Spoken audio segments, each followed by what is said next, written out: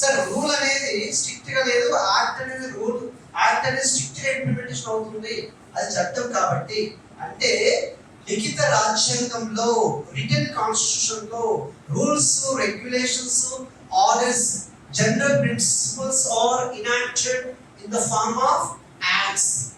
సాధారణ సూత్రాలు, rules, regulations లిఖిత రాజ్యాంగం, రిటన్ కాన్స్టిట్యూషన్ లో చట్టాలుగా మారుతాయి. ఈ చట్టం అనేది రూల్స్, రెగ్యులేషన్ కంటే స్ట్రిక్ట్ గా ఉంటుంది. అది అన్రిటన్ కాన్స్టిట్యూషన్ లో రూల్స్ గానే ఉంటాయి, రెగ్యులేషన్స్ లాగా ఉంటాయి, జనరల్ ప్రిన్సిపల్స్ లాగా ఉంటాయి.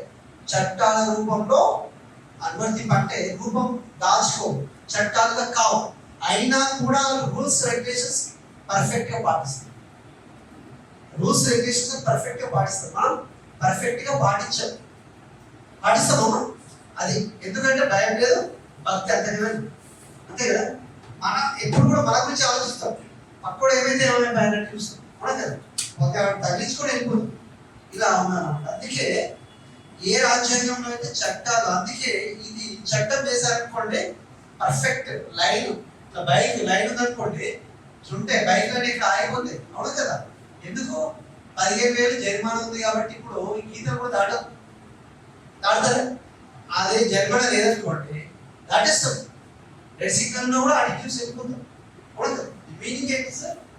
సో ఇక్కడ యాక్ట్ అనేది స్ట్రిక్ట్ గా ఉంటుంది, రూల్స్, రెగ్యులేషన్స్ స్ట్రిక్ట్ గా ఉండవు. యాక్ట్ అనేది మనకు wherever you go act will be there. మీరు ఎక్కడికి వెళ్తే అక్కడికి చట్టం వస్తుందని చెప్తారు, బట్ రూల్స్, రెగ్యులేషన్స్ మేబీ రాకపోవచ్చు.